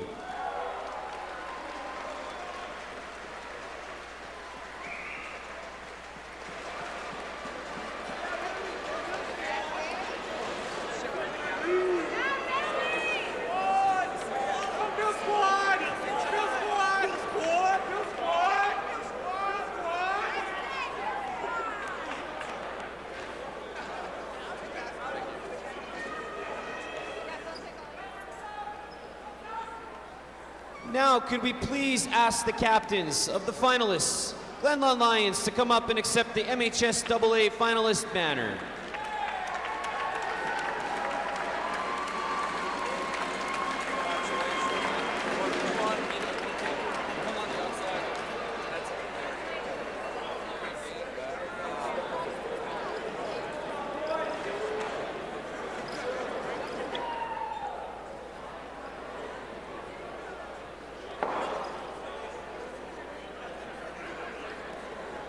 Now I would like to welcome the following athletes to come get their silver finalist medallions. From the Glenlawn Lions, number 1, Mitch Podwarny. Number 3, Jared Asselin. Number 5, Kieran McGrath.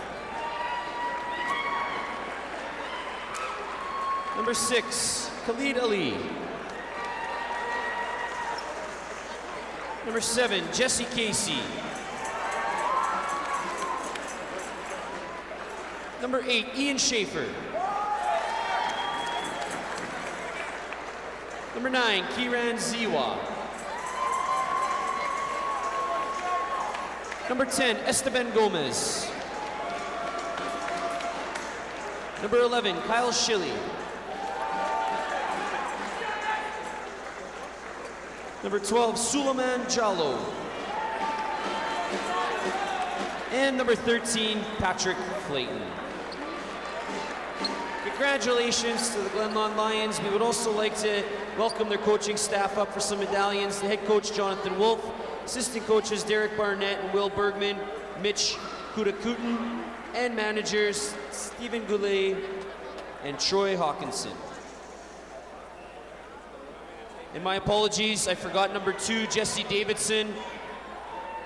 Number 2, Jesse Davidson, please come up and get your medallion. Thanks, Coach. Okay, so head coach Jonathan Wolf, assistant coaches Derek Barnett, Will Bergman, Mitch Kudakuten, managers Stephen Goulet and Troy Hawkinson. Again, congratulations to the Glenlawn Lions on a fantastic season.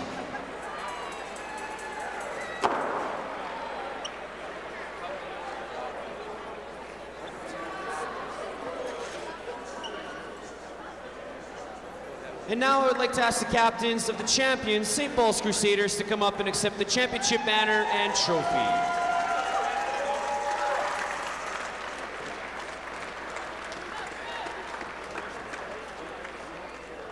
I want to touch it too.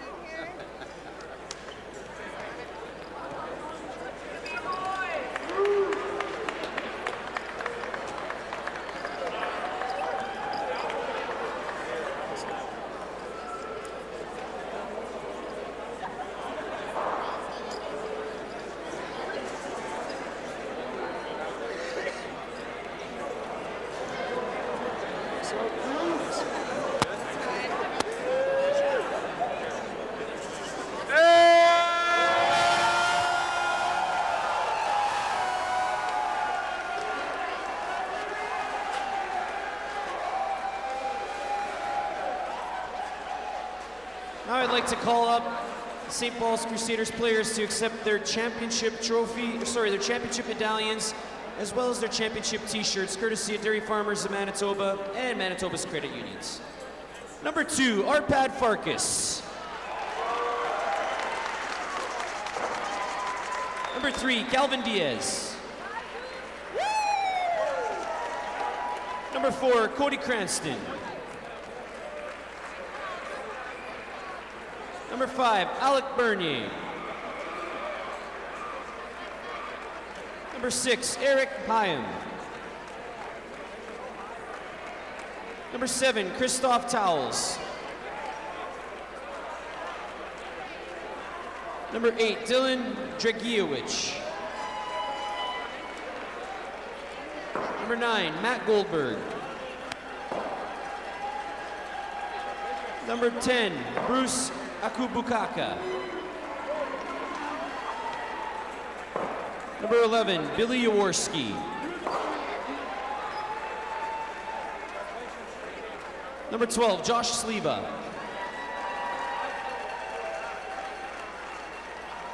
Number 13, Nitai Weiner. Number 14, Xander Kaczynski. And number 15, Michael Ogums.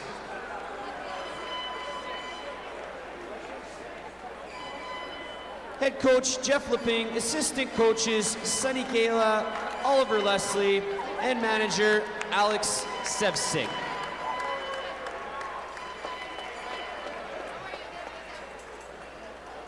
Congratulations to St. Paul's on their championship, and we'd like to congratulate all teams. And thank you to all the fans for showing great school spirit and supporting your school. We hope you had a great championship experience. Have a good night, folks.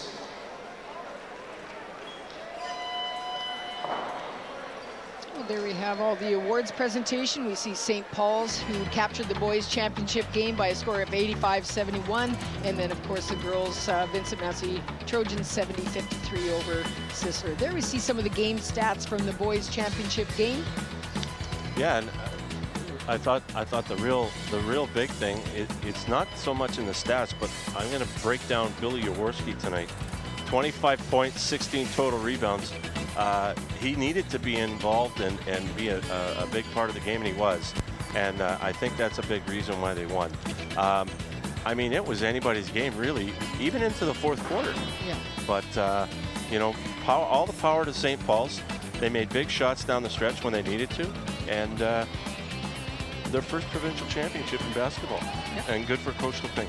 And then you can see the rebounds here, 53-41. I'd like to thank Canatech Consultants for those stats. It certainly adds to the production, and it's some great information. We've got the awards presentation already completed.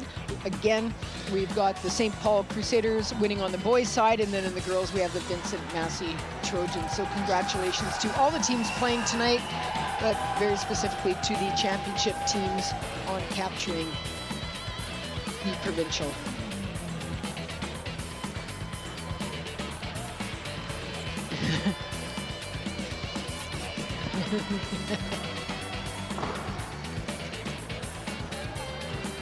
So we're going to see St. Paul's posing for their team picture. We're also seeing on one side the Vincent Massey girls cutting down the net, which is a traditional thing you see a lot of the basketball teams do.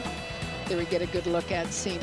Paul's putting their provincial banner for one of the first times, I think, since, what, 1959 or something? I don't know of them winning a basketball or they may have provincial. not won it, yeah. And I might be correct that we'll confirm I that know with it's Coach been a Leping. very long time, but you could be right. They may not have ever won it, but congratulations to them. Definitely some happy faces there. Nothing like culminating your season with a provincial championship.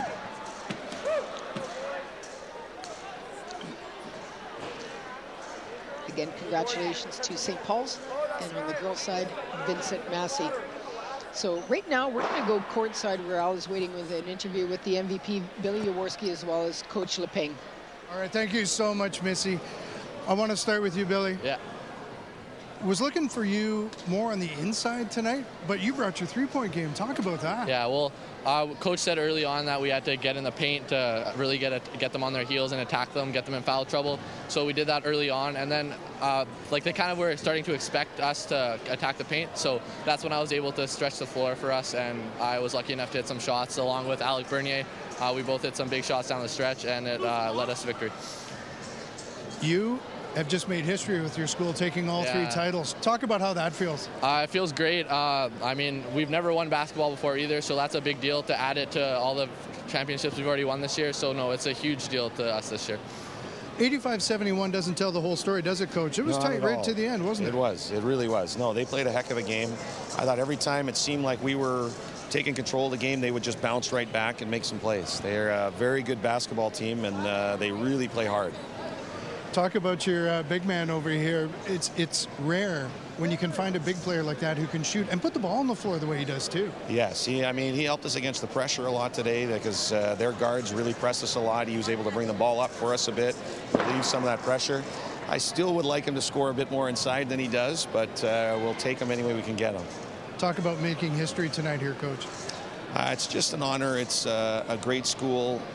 There's a lot of guys here tonight that have been involved in basketball over the years, and I mean, it's for all those guys that have been working for so long. It's just a nice way to, kind of give tribute to all those players that have come before. Are you going to class tomorrow? I will be going to class tomorrow. All right. I think he's got a presentation tomorrow, actually. Oh, there you go. Congratulations to you both, and thank you for making time for us. All right, no problem. Stay with us. We'll be back to wrap up the 4A basketball championships right after this.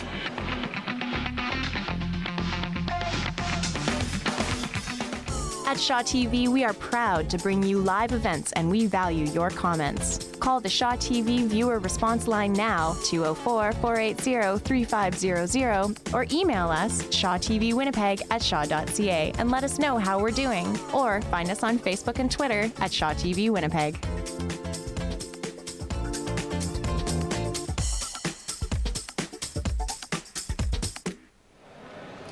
And welcome back to the Investors Group Athletic Center here at the University of Manitoba.